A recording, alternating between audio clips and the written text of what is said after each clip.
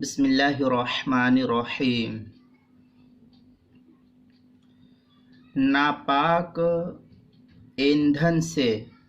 لکڑی یا اور کسی بھی ناپاک اشیاء سے پکا ہوا کھانا، کیا اس پکے ہوئے کھانے کو جائز قرار دیا جائے گا؟ شرعی حکم کیا ہے؟ جواب: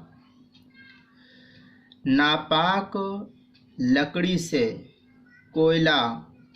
گوبر، راکھ یا اور کسی چیز سے جو ناپاک تھی، ان ناپاک لکڑیوں سے پکایا ہوا کھانا یا گرم کیا ہوا پانی یہ ناپاک نہیں ہے، لہذا اس کھانے کو کھانا بھی جائز ہے، اور اس ناپاک لکڑی سے گرم کیا ہوا پانی سے وضو کرنا بھی درست ہے، اور اس کا پینا بھی درست ہے، اس سے نہانا اور تمام کام کرنا بھی جائز ہے۔ اس مسئلے کو مستفاد کیا گیا ہے امداد الفتاویٰ، جو پرانا نسخہ ہے حضرت تھانوی رحمۃ اللہ علیہ کا،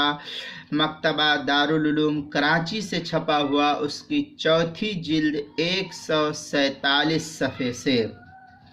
اور اس مسئلے کو مستفاد بھی کیا گیا ہے کتاب المسائل سے پہلی جلد 108 صفحے پر، لہذا ناپاک لکڑی سے گرم کیا ہوا کھانا